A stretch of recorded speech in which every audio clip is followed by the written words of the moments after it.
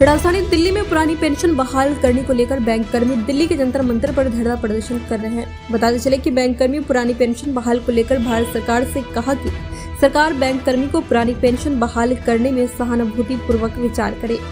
आइए जानते हैं क्या कुछ कह रहे हैं बैंक कर्मी। और सब बैंकर्स इकट्ठे हुए हैं। मैं और मेरे ये दो साथी हम EOBC ओरिएंटल बैंक से रिटायर्ड हैं।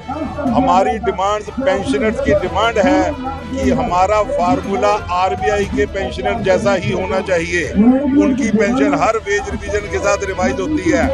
जैसे कि आप लोगों ने सुना होगा कि मिलिट्री के लिए, फोर्सेस के लिए OROP पास किया गया, 1 रैंक 1 पेंशन। हमारे को भी कुछ ऐसी ही दिक्कत है, जिसकी एग्जाम्पल ये है कि एक रिटायर्ड जनरल मैनेजर जिसको रिटायर हुए लगभग 20 साल हो गए हैं, उसकी पेंशन आज के रिटायरी क्लर्क से भी कम है। यह एक एनोमली है, यह डिफरेंस है, ये नहीं होना चाहिए। सबकी पेंशन का लगभग लेवल एक जैसा होना चाहिए। दूसरी बात, पिछले कुछ सालों से हमारी पेंशन का एक खास हिस्सा स्पेशल पे के रूप में कर दिया गया है, जिसके ऊपर पेंशन, ग्रेच्युटी वगैरह वगैरह, रिटायरमेंट बेनिफिट नहीं मिलते हैं। तो वह दोबारा से बेसिक पेंशन में, बेसिक में मर्ज कर देना चाहिए। तीसरी बात, हमारे जितने रिटायर्ड लोग हैं, इनकी जो मेडिकल फैसिलिटीज है वर्किंग एम्प्लॉइज के बराबर होनी चाहिए। सिर्फ हमें एक मेडिक्लेम की 10 लाख की पॉलिसी भी अगर सबको मिल जाती है फैमिली के लिए, तो वह सफिशिएंट होगी। बुढ़ापे में मेडिकल का सहारा बहुत बड़ा सहारा होता है। हम आज की सरकार से यह उम्मीद रखते हैं कि हम सब सीनियर सिटीजन्स की, हम बैंकर्स की इन जेन्युइन डिमांड्स का पूरा ध्यान रखेंगे। कहाँ से आए आप? मैं दिल्ली से ही सर। कहेंगे सरकार से कि सरकार को बात मांगनी चाहिए। हमारी मांग जो है कोई नाजायज मांग नहीं है, और सरकार के धरना आज बहुत सफल रहा और सरकार झुकना पड़ेगा। इस सरकार ने बैंक कर्मचारियों के साथ इतना छल और कपट किया है। 1969 में जब 14 बैंकें राष्ट्रीयकृत हुई, तो 31 मार्च 1970 को एक एक्ट पास हुआ। उस एक्ट में कहा गया कि बैंकों का बोर्ड भारत सरकार की पूर्व अनुमति से और रिजर्व बैंक की सलाह के अनुसार हमारे वेतन और पेंशन का निर्धारण करेगा। यह बिल्कुल वही प्रावधान है जो वेतन आयोग के लिए प्रावधान है।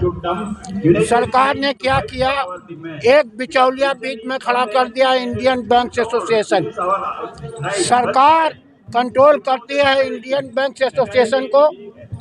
इंडियन बैंक एसोसिएशन कंट्रोल करती है 10-12 लोगों को, जिनको UFU के नेता के रूप में जाना जाता है। और अभी कोल्हापुर की कोर्ट ने अपने फैसले में कह दिया कि ये जो दोनों लोग वार्ता करते हैं बैंक कर्मचारियों के वेतन और पेंशन की, इनके बीच में मालिक और मजदूर के संबंध नहीं है।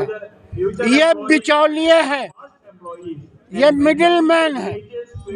तो हुजूर, जिस बैंकिंग उद्योग में प्रोविडेंट फंड एक्ट में जो वेतन की परिभाषा है, जो ग्रेच्युटी एक्ट में वेतन की परिभाषा है, उससे अलग जाकर बैंक कर्मचारियों के लिए पेंशन और ग्रेच्युटी के लिए वेतन की परिभाषा है।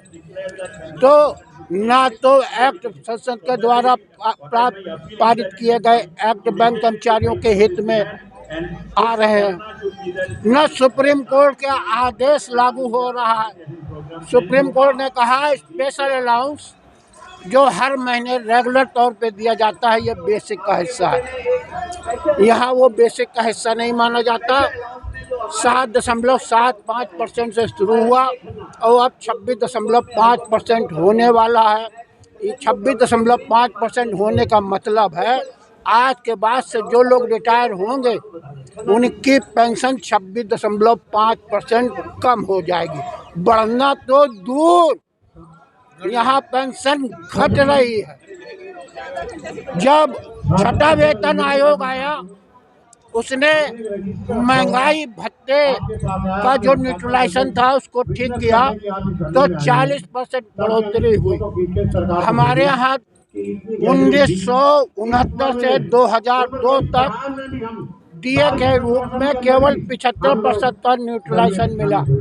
यानी जब 4 रुपया 80 पैसे महंगाई बढ़ती है तो 3 रुपये 60 पैसे डीए के रूप में बढ़ते हैं। देखने के लिए 3 रुपये 60 पैसे तनख्वाह बढ़ती है, वास्तव में 1 रुपये 20 पैसे तनख्वाह हर स्लैब में। उम्मीद नहीं है सड़क पर आकर जब तक इस सरकार से एक होकर, एकताबद्ध होकर हम लोग मांग नहीं करेंगे, नहीं लड़ेंगे, क्योंकि जो आज की मौजूदा व्यवस्था है, आप सब लोग पत्रकार हैं, जानते हैं, सारी संस्थाएं टूट चुकी हैं। चुनाव आयोग नहीं है, सुप्रीम कोर्ट नहीं है, हाई कोर्ट नहीं है। जब सारी चीजें ईडी बन जाए भारतीय जनता पार्टी, तो लोगों को अपने अधिकारों के लिए सड़क पर आना पड़ेगा और इस बात से ऊपर उठना पड़ेगा कि ये बैंक कर्मचारी हैं, ये किसान हैं, ये फलाने हैं, ये ढिमाके हैं। सबको एक होकर इन संस्थाओं की रक्षा के लिए, प्रजातंत्र की रक्षा के लिए एक होकर इन सारे भ्रष्ट राजनीतिज्ञों के खिलाफ, जिनकी रोजी रोटी पूंजीपतियों से चलती है, जो हमारे संस्थानों को अडानी अंबानी को बेच रहे हैं, इनके खिलाफ आंदोलन करना पड़ेगा। और अगर इसके अलावा कोई दूसरा चारा नहीं। 2024 में वोट को ये तो लोगों के ऊपर है। इस पर हम लोग, क्योंकि हम लोग गैर राजनीतिक हैं, हम अपने बैंक कर्मचारी से ये तो नहीं कह सकते मोदी के खिलाफ वोट दो, लेकिन ये जरूर कहेंगे कि अपने अधिकारों की रक्षा के लिए, देश की आज़ादी की रक्षा के लिए, देश में प्रजातंत्र की रक्षा के लिए, देश में भाईचारे की रक्षा के लिए, देश में प्रेम और सौहार्द बनाए रखने के लिए एक रहो और एक होकर अपनी आवाज को बुलंद करो। सरकार गूंगी बह रही है, उसी को जगाने के लिए हम यहाँ पे जंतर मंतर पे हम सभी युवा और हमारे जो रिटायरी साथी हैं उनके लिए हम यहाँ पे इकट्ठा हुए हैं। हम अपने पेंशन, पुरानी पेंशन जो चल रही थी उसको हम डिमांड करते हैं कि उसको दोबारा से चालू करा जाए और सभी बैंक कर्मियों को इसको पुरानी पेंशन का लाभ दिया जाए। अगर सरकार, हम सभी बैंक कर्मी जनता की सेवा के लिए इकट्ठा होते हैं। हम अपनी मांगे अपनी जनता को भी बताएंगे कि हम लोग खुद आपकी सेवा कर रहे हैं और सरकार ने हमको पेंशन से विहीन रखा हुआ है, तो हम जनता को भी अपने साथ लाने की कोशिश करेंगे कि वो हमारे साथ आए और पुरानी पेंशन के लिए हमारा साथ दें। क्या नाम है? वीर सिंह जी, कहाँ से आए आप? मैं नोएडा से आए हैं आप। पुरानी पेंशन के लिए धरना प्रदर्शन बराबर होता आ रहा है। सुनती नहीं है सरकार, कहाँ सुनती है? बैंक वाले कौन सुनता है? सीधे साधे लोग होते हैं बैंक वाले, इनको कौन सुनता है? क्या कहेंगे? आखिरकार नेताओं में विश्वास करना आजकल भरोसे है ही नहीं, भरोसा नेताओं पे। वो तो नेता बने या बदल गए, किस पे विश्वास करोगे? कोई सोशल लीडर ही कोई निकलेगा सोशली, या बैंकर से जाए तो उसका सुन सकता है बैंक वालों का, तो पक्की बात है। कोई नहीं सुनता आज की डेट में। बीकानेर से आए हैं आप। इन मांगों को इसलिए नहीं सुन रही है क्योंकि बैंक कर्मचारी जो है अभी यूनियन के हिसाब से बटे हुए हैं। बैंक कर्मचारी अपनी अपनी मानसिकताओं के लेकर अलग अलग बटे हुए हैं। हमारा आज का ये धरना सभी बैंक कर्मचारी, चाहे रिटायरीज पेंशनर एसोसिएशन हो, चाहे जो वर्किंग एम्प्लॉइज एसोसिएशन हो, उन सबको ये आह्वान करने का है कि ये आज समय एक साथ आकर इस सरकार के कर्मचारी विरोधी नीतियों के खिलाफ खड़े होने का है। जिस प्रकार से आईबीए और सरकार की मिलीभगत है, इंडियन बैंक एसोसिएशन जिसका कोई लीगल स्टेचर नहीं है, और वी बैंकर ऑर्गेनाइजेशन ने आईबीए की जो लीगल स्टेटस को चुनौती दी थी, आईबीए ने आकर सबके सामने सार्वजनिक किया था कि हमारा कोई लीगल स्टेटस नहीं है, ये सबके सामने कबूल किया। फिर भी आज आईबीए उस वेतन समझौतों के अंदर सरकार की तरफ से यूनियन के द्वारा कर्मचारियों की जायज मांगों के ऊपर जो है कुठाराघात करने का काम करती है।